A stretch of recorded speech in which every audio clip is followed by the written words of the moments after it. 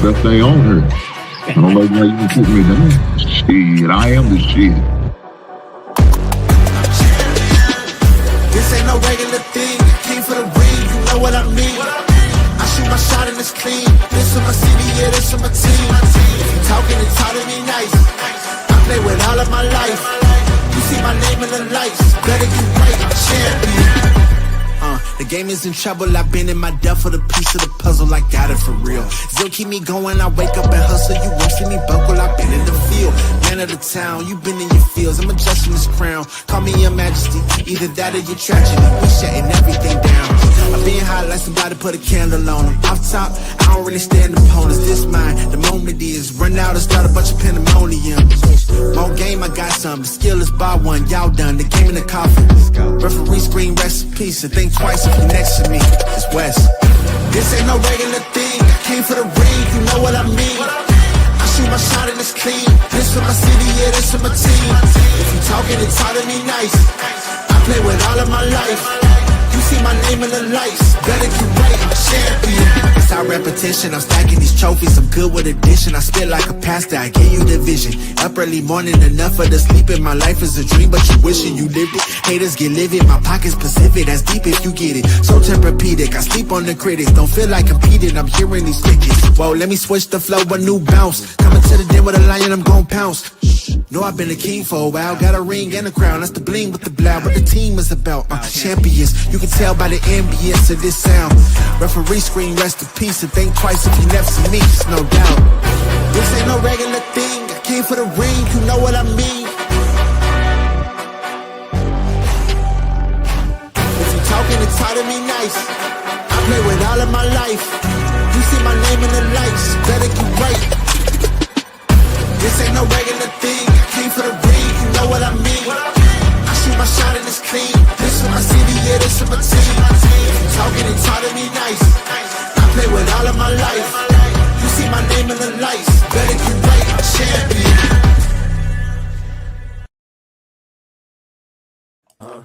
Yeah.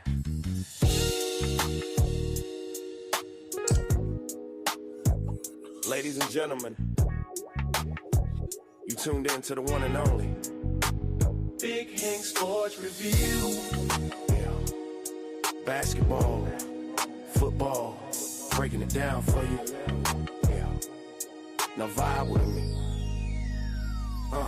Like, comment, subscribe, oh yeah. Kick back, enjoy the ride. Basketball, football, talking that truth. Sports review with Hank bringing the proof. Big Hank Sports. Like, comment, subscribe, kick back, enjoy the ride. Basketball, football, talking that truth. Sports review with Hank bringing the proof. Step on the court, feel the sneakers squeak. Hank call a play like a coach unique. Fast break vision, highlight reel. He breaking down the stats with that southern feel. On the field, end zone, crowd gon' roar. Touchdown energy, we want more. So if you want the game from a real point of view, better show love, like, comment, subscribe to. Like, comment, subscribe, say what? Big Hank, keep the game alive. Basketball, football, talking that truth. Sports review with Hank bringing the proof. Big Hank Sports Review. NBA nights, NFL days. Hank break it down in so many ways. From the block to the pocket, the hustle, the grind. Every story hit different when Hank defines. Laughs in the flow, but the game stay tight. He shine the spotlight where it feel just right. Sports and the culture, it's more than a vibe. It's the truth and the groove. Come on, subscribe. Now don't wait, don't hesitate. Click that button, elevate. Join the tribe, be part of the crew. Sports review with Hank coming straight to you. Like, comment, subscribe, yeah. Keep the channel alive. Basketball, football, talking that truth. Sports review with Hank bringing the proof. Hank Sports Review.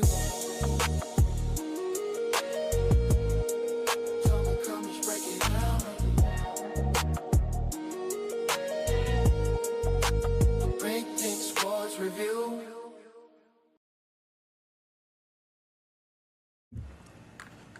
Happy Monday, guys. Y'all see the thumbnail? Y'all see what it is? Y'all know what's about to happen. Guys, we talking sports today, but not just any sports. It's that time of the season for fantasy football. Yes, sir, y'all heard it correct, fantasy football. And we got a special guest, my man. Like we normally do, man, around this time, we talk fantasy football, and we got to bring my man, Chris Allen. Let me go and bring the brother up, man. The brother's back in the back waiting. We can't have it, brother, waiting no longer than he need to. What's going on, brother Chris? How you doing tonight? Hey, man, every time I get a chance to come back here, it's always a good time. And so I appreciate you having me back. And it feels like we're getting into that time of the season, right, where we got preseason action, getting more and more information and just more debates, right? I mean, we've been talking about, who's going to be the better player, the better wide receiver, the better offense or whatever all off season. But now we actually have some action in front of us, right? We got some preseason action last week. We got another set of preseason games coming this week. Everybody's having their rookie drafts, their redraft drafts, and all of that stuff coming. And it's all going to come to a head here in about a month or so. So it is an exciting time of the off season because we're really ready for football to be back. So I'm happy to be back on the mics with you tonight, man. Man, I promise you, I greatly appreciate it. I told the brother, I said, I'm going to try to find his cash app. I'm trying to find it. But he said he ain't got one. Shame on that brother. I try to get the brother at least a cup of coffee or something. No, man. He turned me away. No, man. Like, it's just being able to do this. Like, this is why I do it, man. Like, this is why I do it. I'd rather do this than anything else, man. So, no, I just appreciate you having me. Man, the beautiful thing is, like my man said, Christmas 3 weeks away. Hey, that's man, right. That's what it's like. You're right, man. Rodney, that's what it's like, brother. You already know we here. We in here. We here to talk about football. And I use this show right there. And I'm selfish about this show. I ain't gonna lie. I want to talk fantasy football because I got some drafts coming up. I had one yesterday.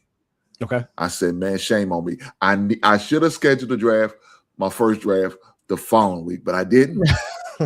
I went in there blind, but I felt comfortable with what I got. You know what I'm saying? Okay. I'm going to kind of go over my team. I ain't going to lie. I got to use this opportunity to evaluate from a professional.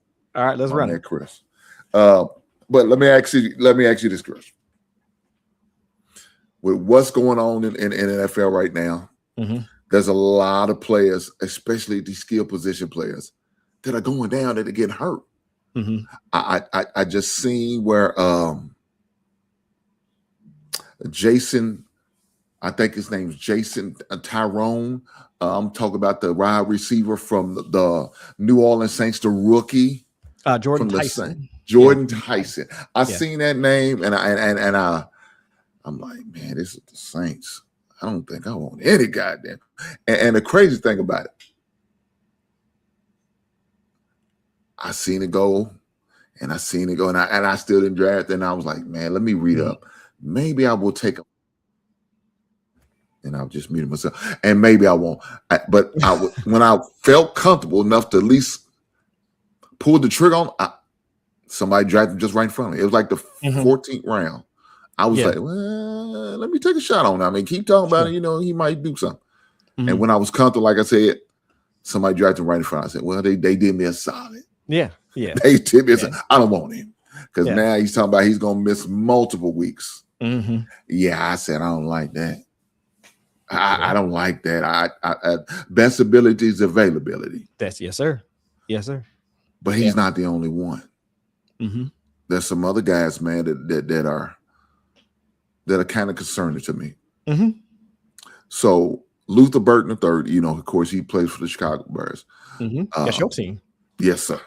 And I keep up with my team for sure. Won't get to play during the preseason, but expected during the regular season. Now, what I'm afraid of is this going to be a type of injury that I need to worry about during the regular season. You know what I'm saying? Yeah. That's concerning to me. I'm worried about, and this is not even an injury. Well, not to say, but Jacobs. Okay, yeah. Green Bay running back. I'm concerned about him. I was tempted to get him, and he was there in labor, but he's got some legal trouble that he's possibly suspension. Mm-hmm. Not the only one, and it's not an injury, but Rice. Yes. Yeah. Rice is another guy that you have to be concerned about. So these guys who I'm expecting big things from, right? Mm-hmm. And guys who normally produce, right? Right. We're in a bad situation if you're looking for those two individuals, especially Jacobs. Mm-hmm. The reason why I say Jacobs, we all know the running back position is real thin. Yes. Yeah. You know? And when you draft and redrafts, I believe in you have to get the best what's the best. Mm-hmm. And Jacobs is one of those guys who's going to tote that rock. Right. Fortunately, he may miss 1 or 2 weeks. Now, it's not been decided as of yet, Mm-hmm. pending. But if you was in that situation, Chris, how would you handle those two guys? Just those two guys alone, like Rice and Jacobs. and Jacobs. So and also Luther and Luther Burton. And Luther too, Burton. Well. Yes, sir. So for those three guys, so I'll start with the running back specifically because the two different positions, they produce differently and all of that. So I try and break it down into, well, let's look at how that player is typically used on the field and also try and see if you can find a comparable situation later. Because that's really the game that we're playing right now. Because if you wind up bypassing on a player in the early rounds in favor of another player, at best you're looking for somebody that can get you the same type of production later. It might not be the same amount, but at least similar production later.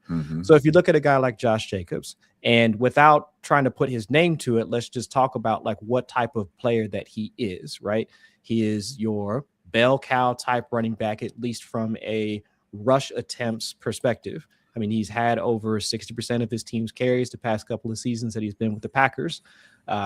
On a good offense. We can also talk about their environment as well, because a good environment also it lends itself to a player continuing to produce well in fantasy football. Good offense, good player, good at fantasy, right?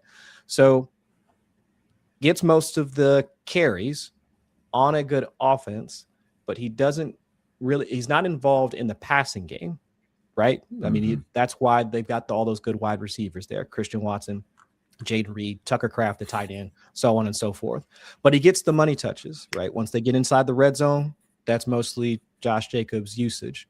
So bring all that together, context, a lot of volume as a rusher on a good offense, gets the short yardage, goal line carries, not as much involved in the passing game. All right, so if I just gave you those 3 or 4 bullets describing this particular player, we're saying Josh Jacobs is available, typically drafted in what? 2nd, 3rd round? Probably 3rd round, more so 3rd round, right? Yeah, 3rd, yeah. All right. So if I can give you Josh Jacobs in the 3rd round, could I interest you in, let's say, Ramondre Stevenson in the 5th or 6th round? Ramondre Stevenson gets most of the carries for his team, also on a good offense. Travion Henderson, he displaced Travion Henderson after Ramondre Stevenson went down with an injury throughout the middle parts of the season. Even in the Super Bowl last year, both of them were healthy, and that was Ramondre Stevenson's backfield. Also, not involved in the passing game as much, because even now they just traded for A.J. Brown. They got Romeo Doubs. They have multiple pass catchers there in that offense. Hunter Henry, the tight end, also has a good quarterback in Drake May. So I can give you most of those same bullets describing Josh Jacobs with Ramondre Stevenson, a guy that you can draft 3 to 4 rounds later. So that's the thing that I try. That's how I try and approach these guys, as I look at their profile, not the name on the back of the jersey. I try and look at their profile, how they're used on the field, and can I find similar production later? But that's just specific for running backs. Now, you talked about those 2 wide receivers. So you got Rashee Rice and Luther Burton. Now that's a little bit different, because it's not just about the volume or how often they're used. We can ask the same question, can you get similar production later? But we also have to be concerned about the type of offense that they're going to be a part of. The conversation around wide receivers nowadays is not just how often you're on the field, because now they're talking about, or the conversation is now around the different personnel formations that passing games are using now, especially this past year after the Rams became the team that, they're running multiple tight end sets out there on the field, and now being able to use not just tight ends as blockers, but having them line up either in line or slightly split away from the formation. And now it's 2 wide receiver sets that are now the more predictive measure when looking at how often like wide receivers are going to score. Okay, cool. That's cool and all. So now you got to look at how often these players are going to be on the field. And last year for Luther Burden specifically, he was the one that was kind of taken off the field in 2 wide receiver sets because they had DJ Moore and they had Rome Odunze. You didn't really see as much of Luther Burden, not just because he was a rookie, but because you have a progressive play caller in Ben Johnson that wants to get his tight ends out there on the field. They had 2, at least they wanted to use. And of course, they do like to split their time between rushing and passing, solid running backs in DeAndre Swift and Kyle Monangai, that it becomes harder for a guy like Luther Burden to get on the field. That doesn't mean that he's bad. It's just that the way that they rotate their personnel. But for sure, Luther Burden was on the field, he was one of the more efficient wide receivers, one of the more explosive wide receivers. I remember it was week 4, week 5, when he winds up catching that flea flicker for like a 50-yard gain, I think down the left sideline from Caleb Williams. Like you see that stuff almost immediately, and they pop on the field. Once you see them start to get involved in the passing game. And even towards the back end of the season, once he got a more consistent snap rate on the field for more routes, you could see not just the utility from him as an explosive threat, but the down-to-down consistency that you would want out of a wide receiver. So now you've got DJ Moore gone off to Buffalo. Rome Odunze coming off this foot injury, not really being as dominant as you would expect out of this guy that they expect to be like their wide receiver 1. So there's room for him to grow is really what I'm saying. Like the environment is there for him to grow. So while I do think there is a level of everybody is looking at Luther Burden to ascend into this wide receiver 2, let's say fringe wide receiver 1B role, he's already shown the skill set to be able to do it. He has the quarterback, at least I believe he's got the quarterback to do it, because I've seen the improvements from Caleb Williams, not just as a general quarterback. I mean, his first season, he was a little bit erratic. First season with Ben Johnson last year, it was still trying to get down with the cadence, the play calling, diversification of the personnel formation, so on and so forth, but also his footwork. I mean, you could see how, and I believe the comparison has been made by a number of analysts within the NFL media, that Caleb Williams likes to play jazz. Ben Johnson is more of a marching band director. They don't play the same way. Caleb Williams creates so much more out of structure. Once things starts to break down, you can see him scrambling. I mean, of course, that throw in the playoffs against the Rams, that's Caleb Williams. I mean, just point blank, period. So guys like Luther Burden can win in those types of situations where you're having to create because your quarterback is scrambling. So I look at both guys like him and Rashee Rice with Patrick Mahomes, even though I do believe that the Kansas City Chiefs, that offense is a little bit stale. I mean, they are running back mostly the same offensive core they had over the past couple of seasons, which even before Patrick Mahomes went down last year was starting to fall behind in a lot of the efficiency metrics. They were not the same high-scoring, explosive offense that they were when they had Tyreek Hill or Travis Kelce was in his prime. The running game was still going like fairly strong. I mean, all that stuff has been taken away. So at least for me, for those 2 guys specifically, Rashee Rice, like I saw the comment earlier, like in the chat or whatever, talking about Rashee Rice, like looking like he's running in mud in training camp. And that's not wrong. But the volume that he's going to get, a lot of people are going to look at it and say that this is a guy that you want to target. But if we do have some concerns about the Chiefs offense, could you look at, let's say, the aforementioned DJ Moore, a guy that is probably going to get similar types of volume attached to another pretty good quarterback. And this could be another offense that can score like the Bills.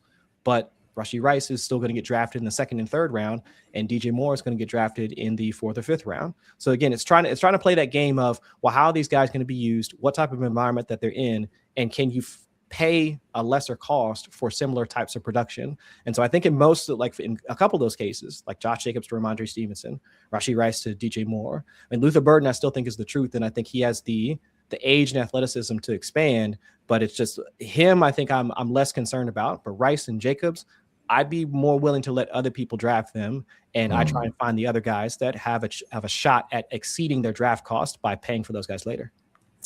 There's just some teams I just strictly just stay away from. And Kansas City this season, I wasn't trying to stay away from. It just so happened that way, right? The vibes seem off, right? Yeah. And we don't know exactly what's going on with Patrick Mahomes. I mean, I understand that they brought in Justin Fields, and Fields looked pretty decent in the preseason game. But as far as the offense, everyone knows that's Patrick Mahomes' offensive run. I mean, I understand you're there. You're a nice little piece to have in case things don't go as planned. I just don't see the offense running as efficient if it was just a field on a full-time basis. And so I'm thinking like, Patrick's not going to be the Patrick we all know. He was starting to decline last season.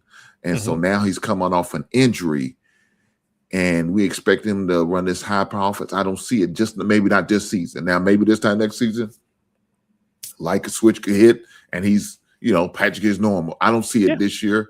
And unfortunately, I do like Kenneth Walker as a running back. I thought that was a great pickup for them. But like my man Ronnie said, Rice is out there looking like he's running in mud. Right. That's not encouraging for me. No, we know Travis Kelce is on his farewell tour. I don't know how productive he's going to be. Right. They had opportunities to bring some receivers in. They chose not to. They chose to continue to go with Xavier Worthy and, of course, Rice. And I don't know. Is Sky Moore still there? I thought he was, but I thought he might have been shipped down the road somewhere. Oh, God damn. Well, I mean, it's possible. So I don't know who the third receiver is going to be, but I don't know. When they talk about this rookie, I know they got this rookie. Yeah. So we'll see how that plays out. But I didn't get no Kansas City Chief, and I'm comfortable with that. 4 years ago, you would ask me, man, you if you didn't, you wasn't on the winning team. Your team wasn't in the playoffs if you didn't have at least one game. Now you like, man, shit. Oh, let me stay away from these guys. These guys don't mean me no good. That's crazy, because there would only be probably a few teams I would think, like at the Jets, maybe the Saints, maybe the Jacksonville Jaguars, somebody like, Carolina Panthers. Now, some of them teams I just named, you will want to have some investment in the Jacksonville Jaguars. You will want to have an investment in the Carolina Panthers. Sure. I don't know. It's just like flip-flop.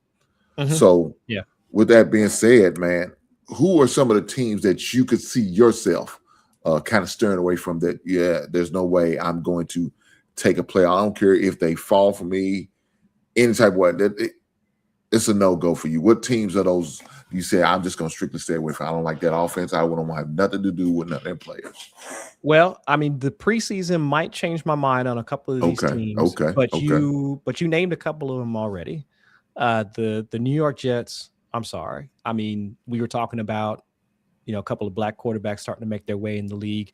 And the Jets do have Geno Smith now coming over went from Seattle to the Raiders, and now he's, back in New York or New Jersey, I guess. But that offensive core, I'm not all too excited about. Sure, Garrett Wilson, solid wide receiver if you want to get him in the back end of the early rounds, 4th, 5th round, something like that, because there's not too much other target competition for you. I get that. Breece Hall, even though earlier today he did go down in practice with a groin strain, if I'm remembering correctly. Another one of those bell cow type running backs that he is involved in the passing game for his offense. We've seen him have on upwards of a double-digit target rate when he's been healthy. So if you want to bank on the volume for him, not just the rushing, but the receiving being the way that he makes his payday or whatever becomes a value in fantasy football, I understand that. But overall, it's just when you have an offense that has just been one of the worst in the league, whether it's you're looking at average yards per drive, you're looking at EPA per drive, or even just like total scoring. The Jets, for one reason or another, they've been unable to even get up to league average in generating the yards and the points that we would want as fantasy football managers. So that's one team that is just I'm comfortable letting other people draft Jets. I'm kind of cool with that. Same thing, honestly, same thing with the Titans. Yeah, again, Cam Ward, I hope the best for the young man. I'm really hoping that he becomes something in this league, but I do have some concerns about what that offensive line is going to do this year. I know they made a couple of improvements, but it's just him being in this first year with Brian Daboll, who, for all of his faults, I think as a head coach, I think Daboll is fairly solid as a play caller. You think back to his first couple of seasons, I think when he had Daniel Jones, that offense, that Giants offense was actually moving fairly well. I would say that there's a chance that he can start to turn this thing around. But with the way that the offense looks right now, their first preseason game, Carnell Tate wasn't doing much of anything in their first preseason game. It was Wan'Dale Robinson who followed Daboll down from the New York Giants that was really making his own, making his bread on that particular game. I mean, they're still rocking. Who's the other guy? Calvin Ridley is still sitting on that roster. So it's just, there's not too many pieces there that get you excited. And so if you already have some concerns about the quarterback, even though, again, Cam Ward was placed, I would say, in a no-win type situation in his first season, now he gets a new play caller. I'd rather wait to see how this whole Titans offense pans out with him and having this first season with Brian Daboll. And then the third team that, again, I'm trying to stay away from as much as possible, and it's the Arizona Cardinals. I think their Vegas line for a number of wins is less than 5. I want to say it's either 3 or 4, something along those lines. It's fairly low that Vegas is projecting how much they're going to win. And this is another team that's organizationally trying to turn things around. I mean, they were trying to figure out how they're going to pay or strike a deal with Jacoby Brissett after this past year, and Marvin Harrison Jr. hasn't lived up to expectations now for the couple of years that he's already been in the league. Yes, they've got one of the better tight ends in the league, Trey McBride, but that's only going to do so much for you. And they go ahead and they make their first round investment into a running back, and who also is injured as of right now, might be a high ankle sprain. They're not, I guess, their coach LaFleur has not really been, I would say, forthcoming in the severity of the ankle injury for Jeremiah Love. But overall, I'm looking at this team, and again, there's not much to get excited about. Their offensive line has been something of an issue for the past couple of seasons. That's why Kyler Murray got banged up quite a few times. So I'm looking at this team as another one where, unless I get Trey McBride, a guy that I know is going to get multiple targets week in and week out, I'm letting somebody else draft him. So I'd say it's those 3 offenses for sure. There are a couple more, but I would say I'll stop at those 3 and say if anybody wants to take any of the Jets, any of the Cardinals, any of the Titans, y'all are happy to draft them ahead of me, because I'd rather just wait and see if they fall to me versus being aggressive on drafting them. You say that, and a couple teams that I was kind of stereotypical, and it's funny that they both got great tight ends, and that's the let me get this correct. The Vegas Raiders. I know you're about to say Oakland, weren't you? Yes. Yeah, I'm so. I hate that they moved to Vegas. I mean, nothing against Vegas, and I'm sure Vegas deserves all the professional teams that they can get. They got hockey, got the W. But with the Raiders, they should have stayed in the Los Angeles area. It's either Oakland or LA, either one. It should have been there. But that's no here or there. I'm not gonna get into my personal feelings on that situation. But both teams that more than likely I would stay away from with the Raiders and Arizona. You named Arizona, and the Raiders probably be one of them. Now, of course, I like Gentry, but I just don't think they have enough to really keep a team really honest. I mean, you're more than likely going to put 8 in the box, not only just for maybe because you're going to be starting a rookie quarterback, maybe Kirk Cousins. I mean, I don't know how long Kirk Cousins is going to be starting. Once they go 1-6, then they're going to be like, well, let's go see what this young blood got. Let's go on and give him some run. You know what I'm saying? So now is Brock going to be taking a hit? Is Gentry going to be taking a hit as far as his offensive production, because they're going to try to press the young bud? You know what I'm saying? That's going to be my issue. That's going to be like one of my concerns. But I know, Brock is coming off like I said, an injury plagued year last year. He didn't have his best season. It was kind of bad. I was trying a new strategy last year, and I tried to go with the double tight end last year. Okay. It didn't work out for me too well because I had Brock and I had McBride, and Bride did it, but he just didn't score no touchdowns. I'm like, Right, God yeah, damn, man, you get all these guys to catches. I need you to crack the end zone. Mm-hmm. And it just wasn't his forte. And of course, Brock was hit and miss. Yeah. Hit and miss. I'm like, man, I'm gonna have to throw the strategy out the window. This just ain't working. It might be a one time, a one-off that I will never try again. But I just tried something different. You know what I'm saying? That's what it was. I just tried something different, and it just didn't work out for me. Mm-hmm. But as far as those two teams, I'm kind of hesitant. They do have some pieces. They are on that wait and see list, right? You know what I'm saying? Mm-hmm. I'm my first 3 drafts that I'm about to be involved in. Like I got 2 more this Sunday.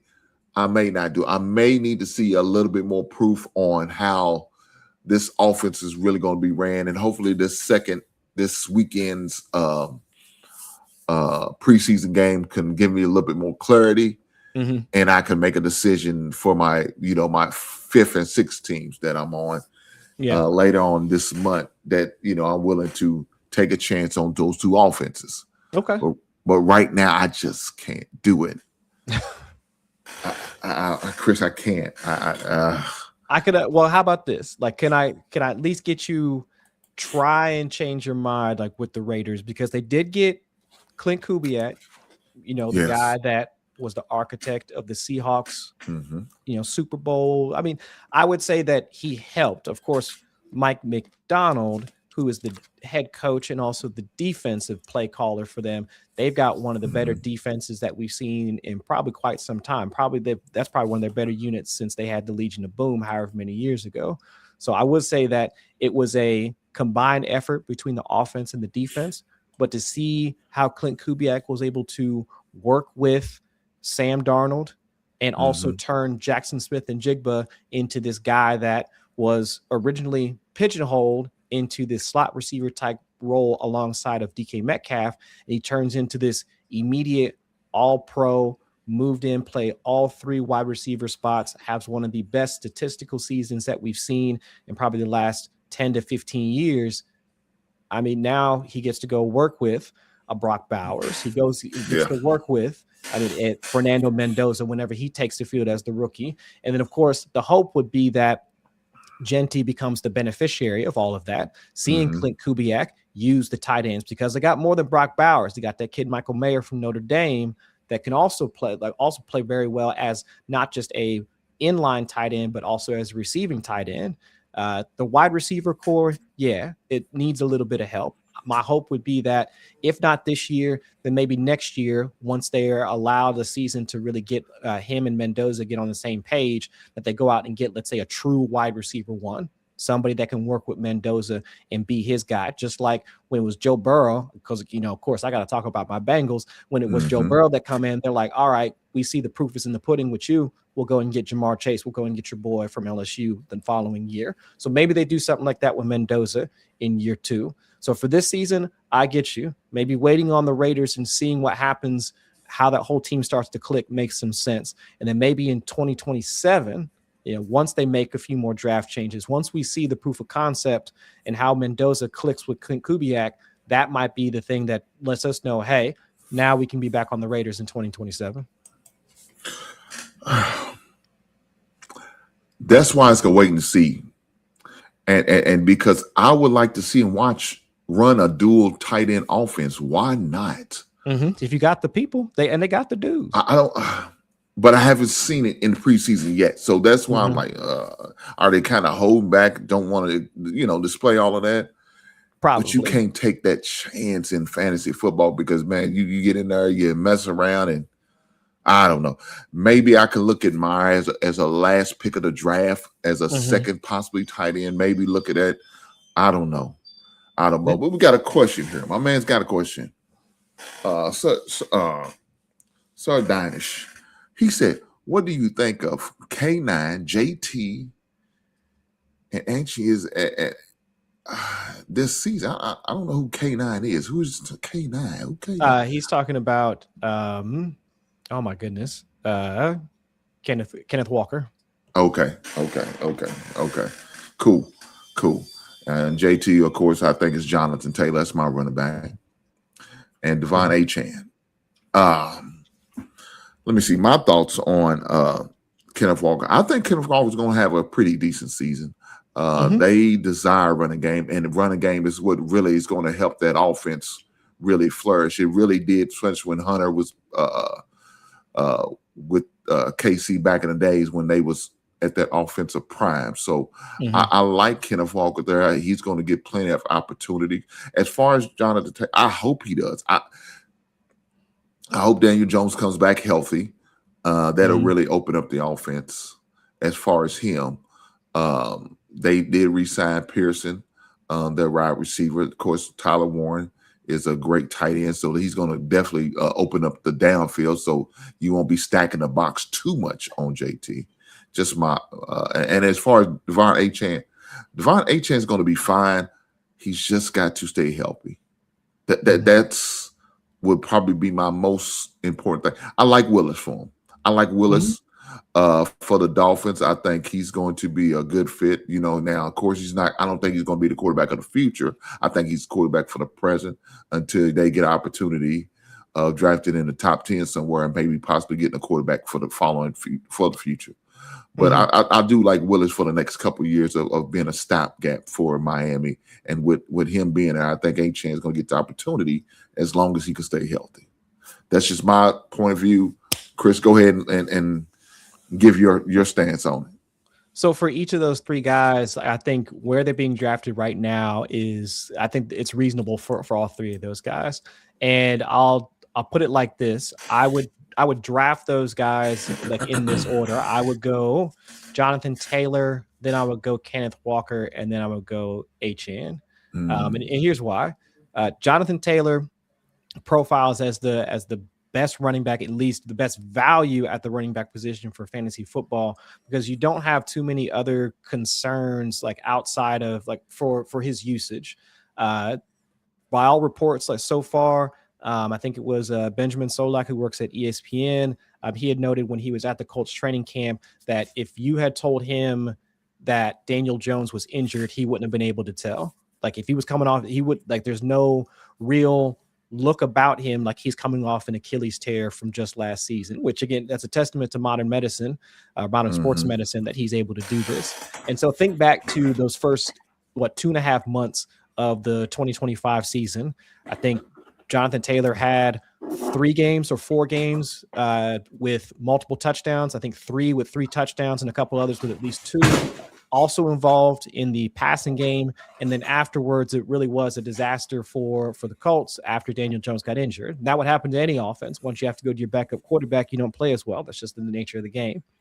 So if we're already hearing the reports that Daniel Jones is at least functional enough to operate that offense, and let's even say that they come back at least somewhat down to earth in last year, because remember, I think through like week 7 or 8, a lot of folks were comparing to like the 2007 Patriots or whatever, that they were just running roughshod over the entire league. But because of where Jonathan Taylor is used, both as a rusher, gets all of the goal line work, and also work in the passing game. And now this is in a passing offense that Michael Pittman is gone. He's with the Pittsburgh Steelers. Alec Pierce that you mentioned earlier, he's been injured throughout most of the offseason with an ankle injury. So who knows what that's going to look like. I mean, and Tyler Warren is there. This is going to be his second year now in the league as their primary tight end. So there are increased number of opportunities available for a guy like Jonathan Taylor. So if we're assuming that this offense is still going to be at least mildly efficient with Daniel Jones active and healthy, then that's all the better for a guy like Jonathan Taylor in my mind. So, but then now to move to Kenneth Walker. We were just talking about Patrick Mahomes in that it looks like he's taken a step back, or this offense is taking a step back. But part of the reason has been because they have had an inefficient running game. Clyde Edwards-Helaire, they drafted in the first round. How long ago was that? 6 years ago, 7 years ago, or whatever. Not able to get it done. They had to bring back 30-plus-year-old Kareem Hunt just so they can get the short yardage work done. So now if Kenneth Walker can work within this zone scheme type offense that Andy Reid has been trying to has been using over the past couple of for a while now. They've been using a zone running scheme that Kenneth Walker thrived in out in Seattle. That was one of the big reasons why when Clint Kubiak was coming over from New Orleans to Seattle, everybody thought that, oh, this is going to be a huge thing for Kenneth Walker. And lo and behold, brother winds up becoming the Super Bowl MVP. So I think if you put him in an offense where it's still Patrick Mahomes, give him his due, and say that, all right, well, if you're going to be carrying the mail for one of the better quarterbacks in the league, I should at least take notice of that. I should at least want to invest in that. And if there's going to be a safer option within that entire offense that I want to try and invest in, because I don't want no wide receiver that looks like he's running in mud in training camp. I don't want no 35-year-old tight end. I really don't want to even think about this 5th round or 6th round rookie in Cyrus Allen that they're hyping up in training camp. Let me just get the running back that I know is good, that's going to be in a system that I know is productive. So I'll take Kenneth Walker. And then with Achane, it really has been just a question of how good is Malik Willis going to be? And based off of, again, it's just one preseason game, right? Malik Willis has played well enough that he can pilot this offense. And we know that Devon Achane, while he might not be the best rusher of the football, he has been a great receiver of the football, almost Christian McCaffrey light in terms of how many targets he can get on a per game basis. So if it's not going to be the rushing stats that's going to get him there, it's going to be the passing. Again, that's what we need in fantasy football. We need both of those things. But if the offensive ecosystem is going to be something slightly less than the Colts and the Chiefs, that's why I'd put Achane kind of a cut below all three of those guys. Still useful. I think still can pay off his draft cost, but I have more confidence in Jonathan Taylor because I know that Colts organization can play well, especially with Danny Jones healthy. I'll put stock in the Chiefs offense because we've seen it happen multiple seasons beforehand. It's less than before, but still I'll put a bet on Patrick Mahomes, at least having that offense at least above league average, somewhere in there. And then of course the Dolphins. Yeah, I have some concerns about what the Dolphins are going to look like. So I just put Devon Achane last. Yeah, for sure. For sure. My man comes with a question. He said, how would you draft your first 3 if your keeper is Olivier round 6? My situation. Okay. Ah, man, that's a good question. Not a big fan of the Saints offense. What would I do? I guess it would depend on how many run backs is going to be thrown back into the pot. But my first pick would probably be a running back. I would definitely go for that position. And maybe get the next 2 as wide receivers. This is my opinion. Now, it depends on how many flex spots that you have and all of that, how many wide receivers you would need to start. That would definitely make a big difference for me. That would help me. I think the draft is going to be, deep with wide receivers. The running back position is very shallow. So maybe, depending on that, how many running backs in there, I would definitely be, my first pick would definitely be, he says 3 wide receiver ones and the wide receivers and 1 flex. Okay, cool. Yeah, I would go probably 2 running backs and 1 wide receiver. Now, depends on how the draft goes, whichever way you go. But my first pick would probably be more likely a running back in your situation. Maybe go get a wide receiver in the 2nd round and maybe look at a running back in the 3rd. Depends on how it falls. Now, if it falls where you see in these, they taking the runs on their running backs, maybe look for the first 2 as a running back and get your 3rd pick as a receiver. Like I said, in my opinion, the receivers are going to be deep in this draft. There's going to be plenty of them out there. You seem like you got a decent one at Olivier. He's definitely going to get a lot of run because right now my man's going to be out for a little while as far as the rookie wide receiver. So I would go that route. Just my opinion. What say you, Chris? No, I think I'd approach it in the same way. Depending on your specific draft slot, you might be open to some of the 2nd round running backs that I still think have 1st round talent. So like guys like Derrick Henry, that's getting drafted in the 2nd round, you can wind up picking those guys up. I mean, even though he's probably going to be a keeper. Chase Brown, of course, again, I have to talk about my Bengals.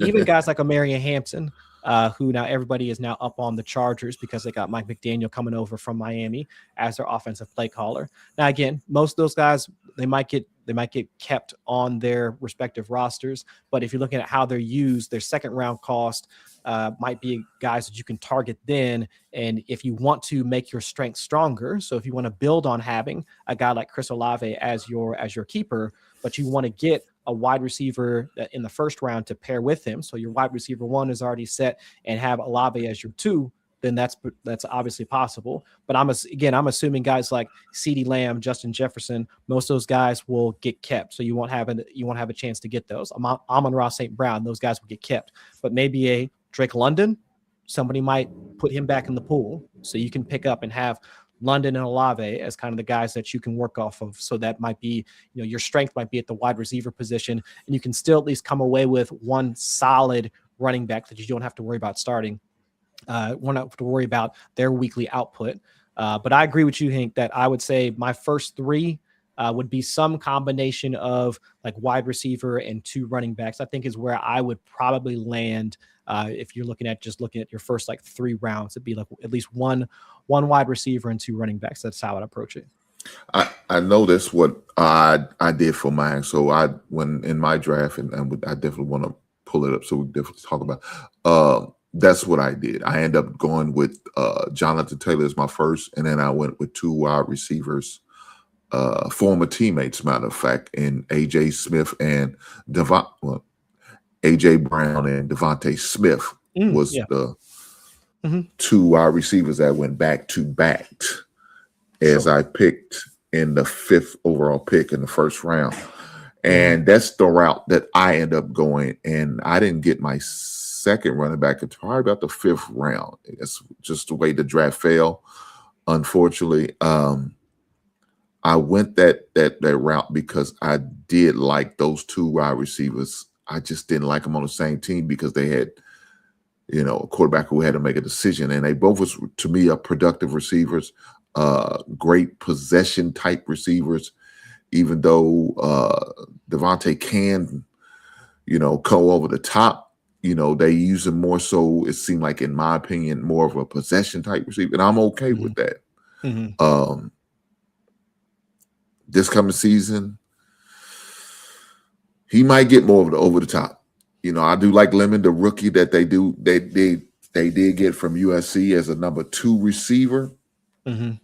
Dobbs, I did like when him at Green Bay, and he was more of an over the top guy, and of course AJ Brown had to play more of the possession. Being he's a bigger receiver, I could see him get a lot more red zone opportunities in that New England Patriots offense as well. So between him and Henry, it will be fighting for them red zone picks. I mean, them red zone catches. So I really like those 2 guys and their opportunities. So that's the route that I went, and that's why he recommended for you, my man. It sounds like you're in need of a decent running back. But like you said, depending on your draft, man, they may keep all of these running backs. Hopefully you can find somebody like Chris Henry. I'm sorry, Derrick Henry. Definitely is going off in the second Henry. Shout out to Chris Henry and what he's going through with ALS.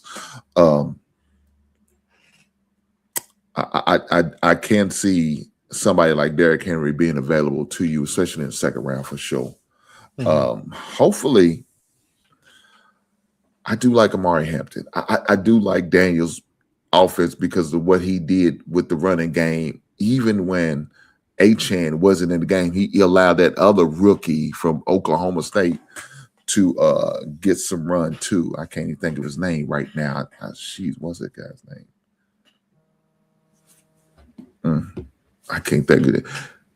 Do you remember that he was a rookie last year? He's second. Jesus Christ, what's his?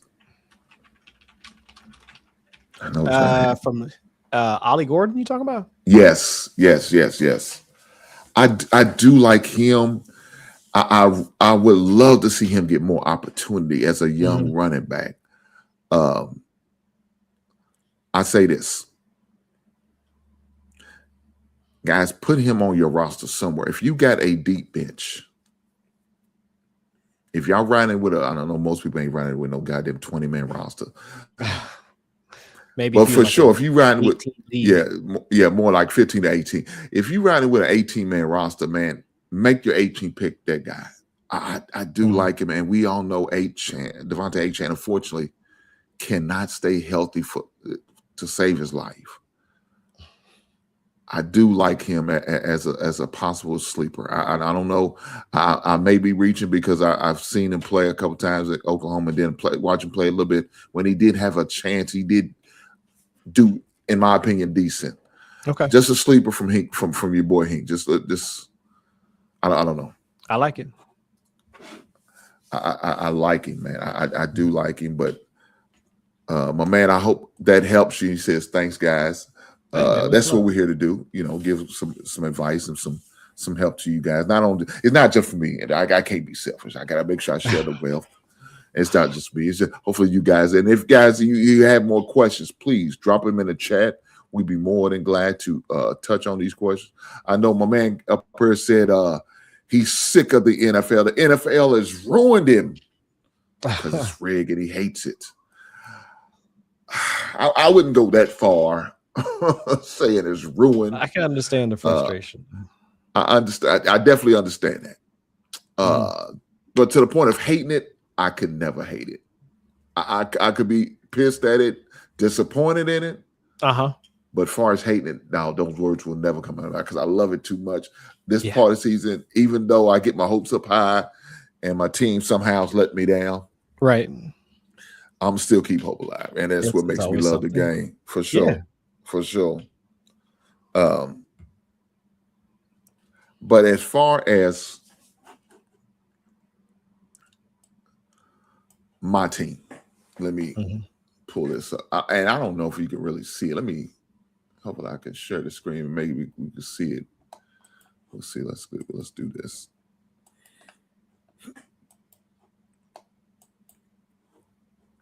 All right. You probably can't see that, can you, Chris? It's probably way too small. Shame on me that I can't get it. Jeez. Okay. Yeah, I can see. Can you see the players? Okay, cool. So, of course, I picked the greatest quarterback in the Chicago Bears history, Caleb Williams. I felt like he's going to be able to lead my team, and I went with him. I think he was like the 8th round. I think I went with him, and I wanted to go with Colson Loveland. Unfortunately, it's every time there's a guy you want somebody right ahead of you, beat you to him. Yeah. I wanted to, kind of collab him and match him up with that because I really think Colson's going to be probably our leading receiver. As far as receptions and opportunities, I think he's going to be the guy. But I end up with Roma Dunez.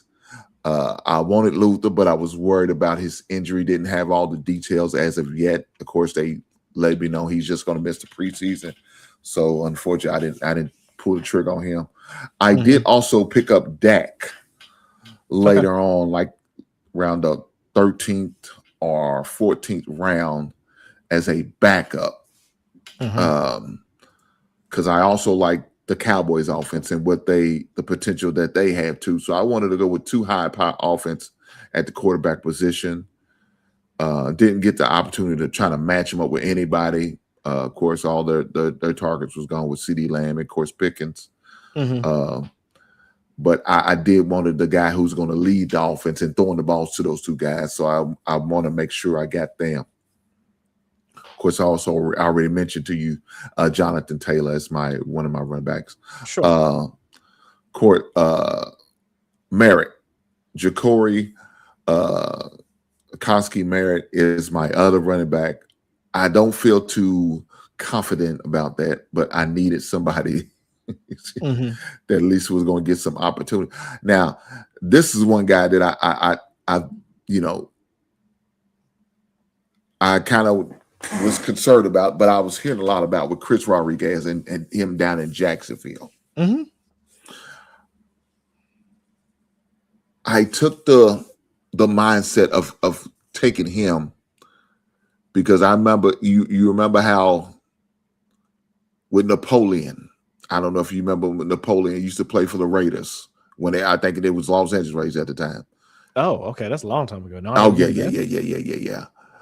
Remember how Riggs was it Riggs or Crockett, Zach Crockett would get the goal line carries. Napoleon would get them all the way down there, and Crockett would get the 5 to 10 yards on in. Okay. I'm hoping Chris Rodriguez is going to be that guy for me. I'm hoping Chris Rodriguez is going to be my Zach Crockett. Okay. I don't know how true it is, but that's what I'm hoping for. Now, I reached on that, and I probably shouldn't have. He could have been a free agent pickup. I should have probably even drafted him, but I took a chance and rolled the dice on that guy. I did a wide receiver, another wide receiver that I ended up with was McConkey. I do like what they was talking about with the offense and how McConkey is going to be a great possession receiver. So hopefully he pans out for me. I went with Kyle Pitts. I believe it's going to be a lot of dinking and dunking, and I think Kyle Pitts is going to be very beneficial for that.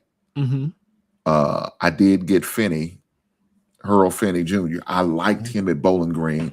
I liked him last year. Now that they let your boy go to San Diego, I think he's going to get a lot more opportunities at the tight end spot. Higgins, he was like my second to last wide receiver. We always know Collins is always getting banged up or bumped up and is always going to have some injury problems. So I went with him as a possible receiver. And I went with Shakur as my other wide receiver because I wanted some of that Buffalo offense. And of course I didn't get DJ, but I wanted to see maybe, get him. Okay. And this sleeper tight end, I like him. He's now at the Washington Commanders. He was with Tennessee last year. And Okowu, I can't pronounce it. I think it's how he pronounce it. Oh, Okonkwo. Okay, there you go. I do like him as a possible sleeper. And I took Brian Robinson because I felt like, well, we got an 18-man roster. If B. John for some reason goes down, I will like to have him as a backup running back. And also got Kyle Monunga. Now, I probably got way too many Chicago Bears than I probably should have, and my fandom kind of kicked in. I would not, and I'm not ashamed to admit that. Hey, man, it's fantasy football supposed to be fun first and foremost. So if you got your team, hey, man, ain't nothing wrong with that. That's my roster for this first draft. Like I said, with lack of professional help that I was going to get with you today, I said, man, I'm going to go out on a limb and take a chance with this. But this is what I put together. What is your thoughts on it? And you don't have to be easy. I'm going to just be honest. I can handle the constructive criticism. No, your starting roster is fire, man. I mean, you laid out the draft strategy earlier about having at least like one solid running back to kind of anchor your team and then kind of filling in the blanks like after that. And I think you executed what's typically called like a hero RB build, where you're using your running back position, your running back one, to say that Jonathan Taylor is like, he's starting for me every week. Doesn't matter what happens at my RB2 position. My strength is going to be at my RB1 position, and the rest of my strengths are going to be at the wide receiver spot. And you did that. I mean, A.J. Brown, Devonta Smith, Ladd McConkey, Roma Dunze. I mean, that's like 4 wide receiver picks in a row, it looks like. And then at the tight end position, while you didn't get one of the early tight ends, like you said, you're trying to go for Colston Loveland. I actually did a study for this because I also work over at Fantasy Life. So that's Matthew Berry's website. I wrote an article looking at just the tight end position, the metrics we should be looking for. And really what we should be looking for is just tight ends that are running routes, who's actually involved in their passing game, who's actually getting their cardio in and week out. And Kyle Pitts, he had the 3rd most routes of any tight end just this past season. Part of the reason why he had the breakout season that we've expected from him since he came into the league, or pretty much since his rookie season, was how much he was going to become more involved in the passing game. And we finally saw that last year. So I think between him and Drake London, I think there's going to be enough there for them both to continue doing what they did last year, even despite the change at at play caller. So I think from top to bottom on your roster, I mean, you've got a mobile quarterback in Caleb Williams. No, he doesn't run like Josh Allen and Lamar, but he does enough scrambling that he can get most of the passing and rushing components to be in the QB1 discussion week in and week out. Already talked about your running back spot. And really afterwards, so let's say your only concern would be at your RB2 spot, but you have enough insulation, whether it's Ja'Cory Krosky-Merritt, whether it's Kyle Monangai, whether it's Chris Rodriguez. At least those three guys right there are all guys that should have weekly usage. And that's all you're looking for at your RB2 position. Because if that's for this type of build, Merritt, yes, he's going to share the backfield with Rachaad White, but Commanders should be solid this year because Jaden Daniels is healthy. Monangai, we already know about that offense with Caleb Williams. And even if he has to split time with DeAndre Swift, Ben Johnson was fine to kind of let them at least get into a, let's say, 60-40 split at best. But Monangai was still also used in short yardage positions. Chris Rodriguez, yeah, everybody's in on Bashal Tutin, but Rodriguez also got paid a decent amount of money, and he can be used in the exact same ways that Bashal Tutin is. He can be used as a dump-off target in the passing game, can be used in short yardage situations. I mean, he worked out fairly well when he was still a part of the Washington Commanders last year, because that dude was taking carries away from Ja'Cory Krosky-Merritt last year. So yes. I think you've got three solid options as your running back 2 already. So only thing you have to figure out each week, because other than bye weeks, you're not changing any part of the starting roster. There's no reason for you to take anybody else out of that roster other than your RB2 spot. That's it. That's the only thing you got to figure out. So I think this is a solid roster, man. And you've got the depth. And like once the season starts, sure, if the Texans offense ain't looking all that hot, you can swap out Jaden Higgins for another wide receiver. You don't want Khalil Shakir on your roster because maybe Keon Coleman's starting to do stuff. You can switch him out. You don't want a backup tight end. You can switch out Chigakonkwo. I mean, there are other ways for you to manage this roster. But I think from week 1 and even for probably the first couple of like 2-3 weeks, there's nothing you really need to change for your starting roster outside of that RB2 spot. Yeah. Yeah, I feel pretty comfortable at that. And that's probably like I said, my only question is that RB2. That will probably going to give me nightmares and think about, damn, what could I have done differently? And now I have another draft that's coming with the same guys next week. Okay. But I think I'll pick at number 9 this time around. I was at number 5 this first one, but now I have a little bit more knowledge, a little bit more understanding, a little more clarity on certain players. Definitely going to make a change. Let me take this thing down. Stop sharing this. My man come up with a question. Said if I have a dynasty draft I forgot about, with Tyson's news pick up at 1, I guess the first round pick, 10th pick, 1 point PPR. Okay. At least for me, I would say that if it's a single quarterback league, depending on how things shake out, I think Mendoza is typically available towards the back end of drafts, and I'd probably take him anyway. But if he's one of those guys that might slide into, let's say, the 107, 108, 109, or whatever, I would also look at Deshaun Stribling, the wide receiver for the 49ers. He had been kicking back into the earlier part of the second round, I think, throughout most of rookie drafts this year. But with a lot of the training camp hype, I'm willing to move some stuff around and pull him into the back end of the first round, because the other rookies that are typically been drafted around there, so like your Eli Stowers for the Eagles, Jonah Coleman for the Broncos. Stowers, have not heard much about him in terms of there hasn't been that steady drumbeat of this rookie's flashing, he's challenging Dallas Goedert or anything along those lines.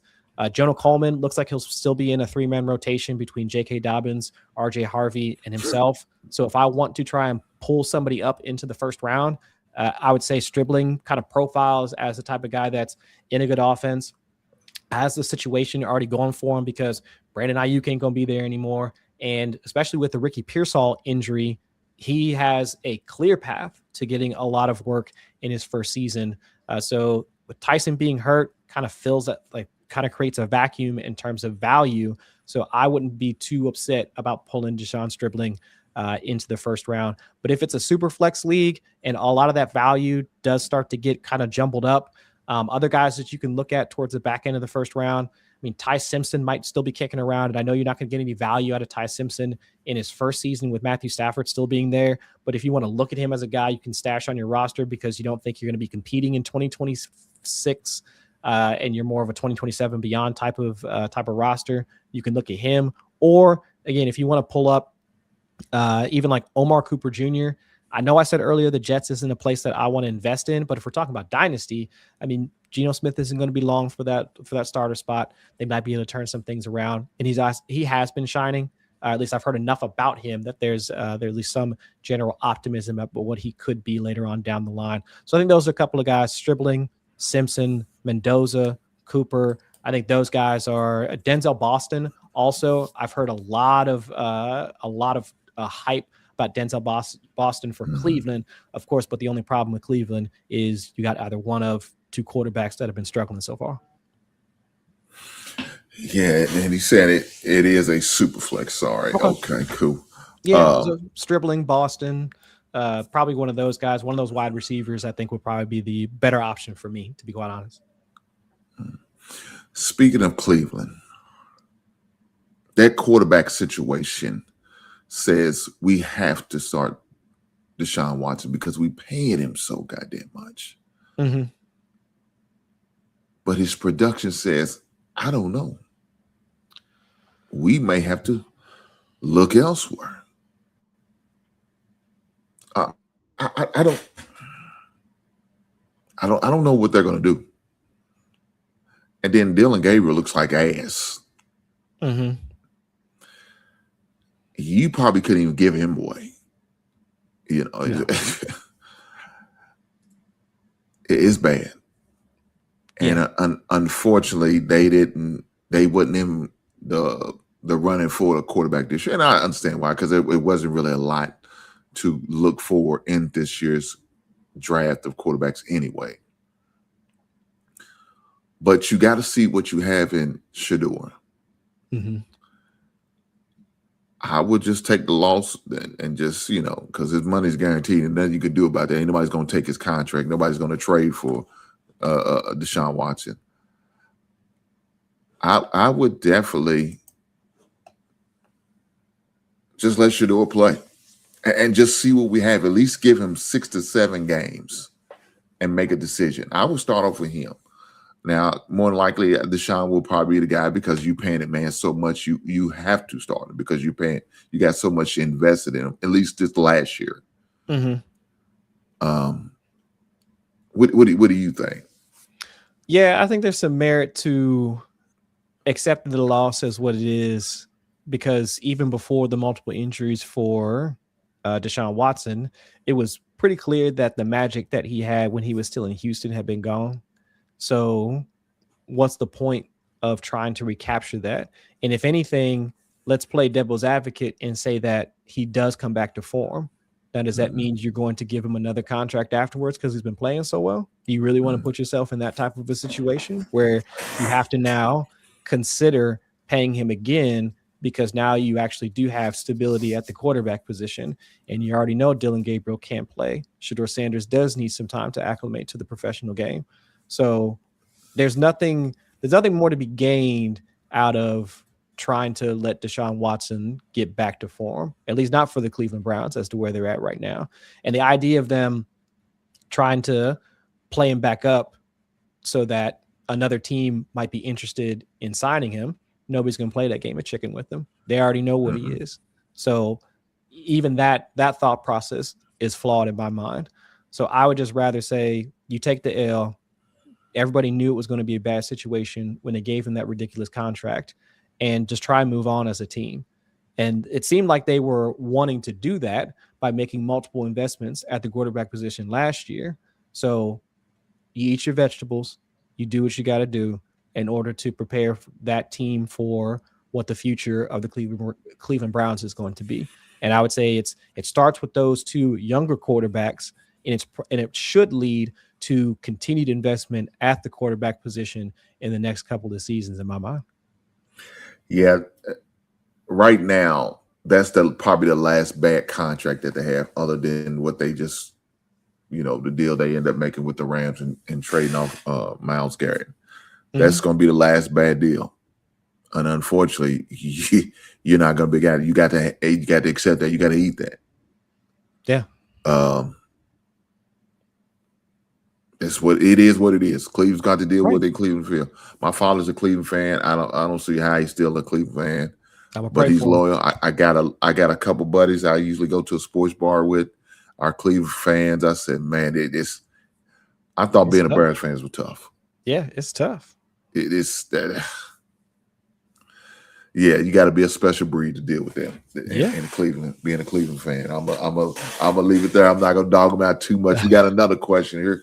Who do you keep? Josh Allen, AJ Brown, or Kenneth Walker? What rounds would you lose for these players? That's will definitely help you. What rounds would are you sacrificing? Your first overall rounds or second? I mean, what rounds are you sacrificing? Or is this just a straight up? Just a keeper league and dynasty where you don't lose any round. I don't know. I mean, there's a little bit more detail would definitely help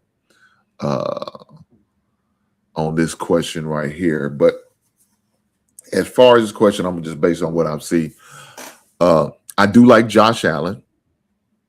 I do like Brady as their head coach now. I do feel like that their former head coach was, who was a defensive-minded coach, was kind of holding him back. Because he was more ball control type offense. I would keep Jesus Christ. I would keep Josh Allen and I would keep Kenneth Walker. I would keep those two. Like I said, I kept talking about the wide receiver depth as far as in the NFL right now. There's so many good wide receivers out there, but you're limited on running back. So that's be one reason. And I do like what Josh Allen and Brady's Josh Brady is going to bring to the Bills offense this season. He was, of course, the offensive coordinator last year. Now he's the head coach. I do like what he's going to be able to do with Josh Allen and the type of offense they're talking about running with him. So I want a piece of that. And I do like Kenneth Walker. And the reason why, because like I said, the running back there is slim. I don't know what all running back is going to be thrown back in far in y'all keeper league. Mm-hmm. So I at least want to have one running back, if possible, that I have a good running back on roster. And Kenneth Walker, I think, is going to be very successful in Kansas City. So that would be me. What say you, Chris? It's Josh Allen without too much hesitation for me, man. I know that we've now gotten almost desensitized to the argument that we should be drafting mobile quarterbacks. Mm-hmm. And a lot of folks will now just look at a quarterback's profile and say, if they got a little bit of boogie in their game, we got to go ahead and draft them. Mm-hmm. But we've kind of gotten over our skis a little bit. We still need to have the passing efficiency in order for us, and not just the rushing, for us to really get the force multiplier that comes with quarterbacks that can run. And that's because if you look at the defensive meta, like what's been going on the opposite side of the ball, we talked about the Seattle's defense being one of the best in the league and shutting down a lot of passing offenses. The Texans, their resurgence. Overall, over the past 5 seasons, passing production has continued to decline. There's a separate study that I did for Fantasy Life looking at passing yards per game for starters across the entire league going back over the last 10 seasons. Back in 2000, starting quarterbacks were averaging over, let's say, somewhere between 340 and 350 yards per game. Yeah, it's down to somewhere between 310, 320 as of last year. Like each year, it's been stepping down.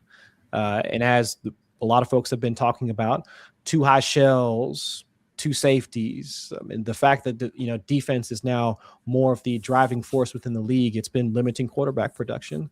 So efficiency is really the thing that folks have had to rely on. So you need that out of your quarterback, almost more so than you need the rushing portion. And so if you've got a guy like Josh Allen, who has been top 5, top 6 in EPA per dropback passing success rate over the past 3 seasons, on top of being just behind Jalen Hurts in how often he runs the ball, and that's not just as a scrambler, but having it being a part of their design running game, then he gets that access to that booster of being a mobile quarterback because he has the passing efficiency in order to be up there with your typical pocket passers like your Joe Burrows, your Matthew Staffords, your insert pocket passer here. He's just as good, if not better than those guys, but he can literally run with Lamar Jackson and Jalen Hurts because he's still used as the goal line back for the Bills. So if I'm getting the best of both worlds at the quarterback position, I would rather that than trying to, because I can figure out running back. I mean, we were just talking earlier, Kenneth Walker, second round running back. Again, depending on how many other running backs get put back in the pool, I can find a running back like Kenneth Walker. I can find a wide receiver like A.J. Brown. I cannot find a quarterback like Josh Allen. I can't do that. I mean, Josh Allen has been the number one player at his position. Haven't seen that from Kenneth Walker. I ain't seen that from A.J. Brown. So if I'm keeping anybody out of that group, I'm taking the guy that can be the overall, like the number one person, like at his position. That's Josh Allen. Good stuff. I got a couple more things I want to talk before I let you go, Chris. I don't want to hold you. I know you got family and you got things you got to do. You're a busy man. You got to do busy man work. So that being said, let me ask you this, and we're going to definitely give you opportunity to speak on and talk about these sorry-ass Cincinnati Bengals that we're going to have to scrimmage this weekend. We're not, it's scrimmage, but nobody really cares, but I hopefully win. Sure. But, it is what it is. To this. At each position, who is your MVP? Who is your MVP at quarterback? Who's your MVP at the wide receiver? Who's your MVP at the running back? Who's your MVP at the tight end? Okay. Well, we may even go with defense. Let's throw defense in because, people still have to pick a defense, unfortunately. Sure. Quarterback, I mean, that one's easy. And I already talked about Josh Allen. We're looking for the guy that has the ability to take over a game as a passer, throw 2-3 touchdowns in a single game, but can also score at least once or twice on the ground. And that's Josh Allen. Yeah, would I like to see Lamar Jackson, his resurgence? Well, maybe not, because Lamar plays in the same division as my Bengals, so maybe I don't want to see that. But if we're being real, I would hope to see that Lamar Jackson gets back to where he's been at. I mean, the man that should have 3 MVPs under his belt, but hey, I'm not one of them voters. But that's easy for quarterback. We already know that. That's Josh Allen. At the wide receiver position, my MVP is the youngest Triple Crown winner at the wide receiver position, and that is Ja'Marr Chase, wide receiver for the Cincinnati Bengals. And you want to talk about talent and situation intersecting to give you an elite wide receiver, you look no further than Ja'Marr Chase. Yeah, I know Puka Nacua has had his heights, but he's also on an offense that is more balanced. They do run the ball a bit more once they get into the red zone. And also they happen to use a different wide receiver, not named Puka Nacua, once they get into the red zone. Devontae Adams is the one that was getting a lot of those short yardage throws from Matthew Stafford just this past season. Ja'Marr Chase, on the other hand, once they get into the red zone, 25% of the team's targets. It's not all T. Higgins, even though he winds up saving their bacon every now and again. And this is also the same wide receiver, Ja'Marr Chase, and we've seen an evolution from him as a receiver. I remember when he first came out, went from LSU over to the Bengals, gets reunited with his college quarterback, and it was the speed and release technique from Ja'Marr Chase that we saw mostly as a perimeter wide receiver, explosives. The man looked like Tyreek Hill, just running down the field, bomb after bomb after bomb. But as the years shifted, as the years changed, and that same defensive meta that I was talking about, too high shells, taking away the deep ball and all that, you see Ja'Marr Chase start to be used more on the inside. Instead of going from playing the X receiver, now he's Z, now he's slot. Now he's, instead of doing 9 routes and deep posts, it's more slant routes across the middle. And so for a guy that has the speed to beat almost any DB in a foot race, he also has the power to break tackles. He almost plays like Deebo Samuel in that sense, where it takes more than one tackler to bring him down. So if he's getting the volume like any top-end wide receiver, not 22, 23%, but more like 25 to 30%. He's also getting the red zone work. And he also plays on an offense that, because of the style that Joe Burrow likes to play, every year that he's been healthy, the Bengals have been top 5 in passer over expectation. Not like the Rams that still play more of a balanced type of offense. So I'm looking at the talent, I'm looking at the situation, I'm looking at the quarterback, I'm looking at all of that to say that for me, the wide receiver MVP for me, and again, I know that I'm biased, I'm the homer, you see the hats in the background. Jamar Chase is by far and away like the wide receiver that I want. At the running back position, I'm looking at Jahmyr Gibbs as my MVP. Seeing how he was able to immediately force a timeshare with David Montgomery once the Lions wound up drafting him. And it's, again, not just the power and the speed, but also his usage as a receiver. I think that he has the path to being this year's running back 1. Yeah, I know Christian McCaffrey, he earns more receptions. That's been that way for the past 3 seasons. But his rushing ability has started to decline. Now, that could be because of the way that the 49ers operate, so on and so forth. But Gibbs has the requisite, I'd say, power to still maintain solid production on a down-to-down basis, but he also can be one of the most explosive running backs in the entire league. And the Lions, you know how often they want to continue to run the ball once again, get into the red zone. So all that still, talent, situation, right environment, Gibbs has got all of it. And then for tight ends, if I'm really looking for somebody that I want to draft, Bowers in the 2nd round, I'm fine with that. I do have the same concerns that you do, Hank, about what the Raiders can be in that first year. So if I'm going to look for a guy that's still going to be expensive, I'm still going to draft him in the earlier rounds of my draft. But I know that he's going to be weekly starter, high-end target earner, still a part of a good offense. I'm looking at your guy. I'm looking at Colston Loveland, man. He already showed it last year. He already showed that he could be the team's leader in targets on a week-in, week-out basis, and that's with Roma Dunze on the field. That's with Luther Bird. That was with DJ Moore. I mean, that's with multiple solid wide receivers out there being active, and it was still Loveland that was doing it. So now you're telling me you're going to take one of those wide receivers away and ask him to play in the same offense? Another year with Ben Johnson, another year where Caleb Williams gets a chance to get some more experience under his belt. I think Loveland has all the hallmarks of a 2nd round type tight end, one of those elite tight ends that we used to draft year in and year out. So if there's going to be an MVP at that position and it's not Brock Bowers, I'm looking at Colston Loveland to really ascend into that for this season. And then for defense, I mean, since we got to draft him, I mean, man, how is anybody going to score points on this Houston Texans offense? I mean, DeMeco Ryans, the moment he came over from San Francisco to run that team, seeing them turn it around, seeing this now become something of a juggernaut, pretty much to the point where as long as CJ Stroud is functional, that team can go to the Super Bowl with that defense. So if I'm looking for any defense I want to draft this season, it might be the Ravens as a close second, but that Houston team, top to bottom, I mean, defensive line, they've got at least one Pro Bowler probably at every level of that defense, and probably a couple of all pros sitting in there too as well. So if there's anybody that can get after the quarterback and stop any run game, I mean, they have the versatility to pretty much shut down not just a passing game, but an offense. It's the Houston Texans, for real. So that's going to be the team that if I'm stuck in any draft looking for a defense, that's the one I'm going to take. Well, Chris, I definitely appreciate your input on that. And before we go, I want to allow you to let us know you're a Cincinnati Bengals fan, the man of the area, the man of Ohio, the Prince of Ohio. I would have to say the King of Ohio will have to be LeBron. But you are the Prince of Ohio. And so with that being said, I'm allow you to give you the opportunity of your prediction. And what do you think about Cincinnati's chance? And what do you think they're going to do this season? And what do you think as far as the outcome, as expectation, as far as maybe playoff or a record and all of that good stuff? What say you, brother?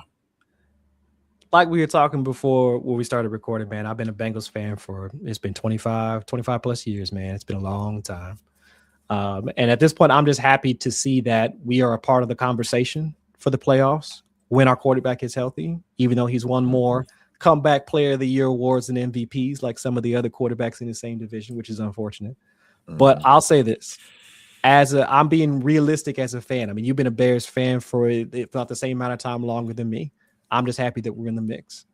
I'm happy that we're a part of that conversation, and I'm at least expecting the playoffs. I'll just say that I'm expecting us to get to the playoffs. After that, let the chips fall where they may. Let God sort them right after that, because with the way that they can play at their best, we've already seen them make it to the Super Bowl, and that was with a worse defense. That was with a worse offensive line. All I can ask is for us to make sure that we have all the right pieces in place for us to be a part of that dance once we get into January. And I think we've got all that in place. Burrow looks good.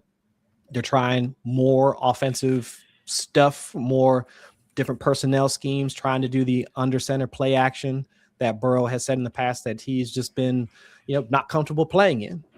And seeing them try to do that, but now they add in the stronger running game now at Chase Brown. Of course, he's got Jamar and T. I think they have, and now the defensive additions that they made throughout the offseason, I think they have the pieces in place to now start to contend with, they can flirt with making it back to the Super Bowl. But I'll just say my expectations start and stop at getting into the playoffs. After that, let God sort them out for me, man. So do you want to give a prediction as far as the record? I would say 11 wins is where I'm at. 11 wins can get you into the playoffs in the AFC. So I think they can get there. More will be better. Having a high confidence in being able to get through any defense and hang with some of the best offenses, I think would be great. I think my really realistic prediction is that they sit at 11 wins by the time we get into late December, early January. Yeah, as far as my thoughts would be, the AFC North is wide open. Nobody has really solidified, and I thought Baltimore probably should have been a team to do it. They had the opportunity last year, and of course, they fumbled that opportunity. They couldn't even beat Pittsburgh. That made no sense to me. Pittsburgh was railing. Of course, Lamar has missed a few games due to health reasons or for whatever reasons he's missed. And even before he was out games, he wasn't playing too well then. Now, he kind of pulled it in late last year, but it was a little bit too late. Unfortunately, they couldn't beat out Pittsburgh in order to get that division title. It's wide open. It's wide open. So I can't see Cincinnati making a run. We all know that more than likely Cleveland will be the doormat. Everybody's homecoming game. Easy 2 wins. But even with that division, we say that, and I've watched Cleveland give teams hell. I watched Cleveland beat Green Bay. Yeah, I mean what the hell? Didn't see any that given coming. Sunday, my man. Any given Sunday. So that's just the way it is. That's just the way it is. So we say they're easy win, but they can mess around and beat you, right? Because that's the way that division is. It's it's the AFC version of the black and blue division, like the NFC North is. It's going to be a drag-out fight every game. So hopefully, Cincinnati can get back together. I got a lot of buddies who are Cincinnati Bengals fan. Of course, they're right down the street from me, about 2 hours from my house to the stadium. So, I wish them nothing but the best. Chris, I appreciate you being here like you do every season. You've been rocking with me, man, coming over here, rocking out, man, talking this fantasy football, helping these guys that's watching the channel. Helping me, with some advice and some input on this thing. So, man, continue to do what you do. Definitely before you go, let them know where they can find you at and some of the things that you do outside of just hanging out with Hink in the basement. Y'all can find me over on X, social media, whatever you want to call it, at Chris Allen FFWX. You can find some of my work over at Yahoo Sports. I'll be there. I've actually got at least one article dropping this week, a couple other things going on over there. But also, like I mentioned earlier, I'm over at Fantasy Life, Matthew Berry's website. I've been working through a draft series so far. So taking each individual draft slot, like drafting from the 101, the 102, 103, and walking through how I approach each individual draft slot, different ways that you can try and maximize your team building process from each spot and going from there. So now it's been fun to work through thinking through this strategy and all the rest of that. But if you got any questions or whatever, man, I mean, never hesitate to slide into the DMs or whatever. Yeah, ask a question. I'm always down to talk ball. I'm always appreciative of being able to kick it with folks like yourself and do this type of thing, because this is why I do it, man. This is why I do this stuff part-time. It's just to be able to talk through all of this stuff. So no, I appreciate you, man. For sure. And Chris, once again, I appreciate you being here. Thank you, sir. I thank you for your time. Tell your family thank you for allowing you to have the time to hang out with me during this time period. So, man, keep doing great work, man, and God bless you and your family, brother. I appreciate you, man. I will catch you on the next one, brother. All right. Blessings, man. Blessings. All right. Thank you now. Thank you All now. right. Guys, with that being said, man, I just want to thank every last one of you guys for being here tonight, man. I promise you I appreciate every last one of you guys. Make sure y'all do me a solid and hit that damn like button for me. Push the goddamn button. Push the goddamn button. That's really going to help my channel, help me push me through the algorithm. Shout out to Chris, my man Chris Allen, for coming through. Y'all make sure y'all check him on X or /Twitter. Like he said, whichever y'all want you call. His name is Chris Allen. Check him out under Twitter, man. Give him a follow. Make sure you follow him and check out his content, because he does great content over there. I promise he does. I reached out to him. I didn't think he's going to hit me back, but he did, man. And then shout out to that brother for hitting little old Hink back. He didn't have to do that. He chose to. And I appreciate him for doing that, man. So shout out to him. Mark Few should be in the Hall of Fame. He never won a national championship. I assume that's what you were saying. My man's got his look like it's got his Cincinnati bingo. He's a bingo fan. Shout out to you, brother, for coming through. Mark Few, well, you know, the man's winning. I mean, he ain't got a NCAA title. He has made it to the NCAA championship game. Is he a Hall of Fame type coach? I think he is. But guys, I appreciate you guys being here. Make sure, like I said, hit that goddamn like button. Push the goddamn button. Push the goddamn button. Guys, continue to be doing some great content. Got some more stuff coming down the pipeline. This time next week, I will try to assemble a group of guys that's going to be sharing their thoughts about their team. I will be talking about the Bears, and I'm going to have some other guys who has teams that they follow and have them come up here. I'm shooting for next Monday, but I may wait till the Monday after next, depending on their schedule. We'll work it out somehow, some way. And I probably may drop the link for you guys to come up here and come up here and chalk it up and talk it up and let us know about your teams and what you expect for them. I've already told you my prediction. My prediction is going to be kind of adjusted because due to the injury of Kobe Bryant, I'm kind of concerned. So, of course, y'all know I was going for the 14-3 mark. I will now have to go down to the 12-5. I think we will go 12-5, but I still think we will be making the playoffs, of course, winning the NFC North, as well as going back to the playoff deep. And I think we're going to make at least minimum now. I want to say, I was saying Super Bowl before, but with this injury, I don't know. NFC Championship game. I think we're going to make it an NFC Championship game. Unfortunately, we're going to come up a little short. I wish Kobe Bryant was playing this season. Of course, they said he was going to be out 4 to 6 months. I say shut him down for the season, allow him to heal up. NFC Championship game for the Chicago Bears this year. Look for us to make that Super Bowl run the next following year. That's my prediction right now. And if my man wasn't injured, I predict for the Super Bowl. Look here, screw that. We're still going to win the Super Bowl. Ain't nothing going to change. We're going to win. We're going to lose 2 games that we shouldn't lose. Going to go 12-5 and still win the Super Bowl. I'm not going to change that. I'm sick of this. Bears need a dome stadium. I would love to get the dome stadium. It'd be nice. Don't have to worry about going that playoff game in the cold last year. It was rough on your boy. It was rough on me last year in that playoff game, but I loved it. I wish I just had a different result. But with that being said, I appreciate every last one of you guys being here tonight. And like always, man, I appreciate you. Make sure you hit that goddamn like button. Push the goddamn button. Push the goddamn button. With that said, I will catch you beautiful people on the next one. Right on.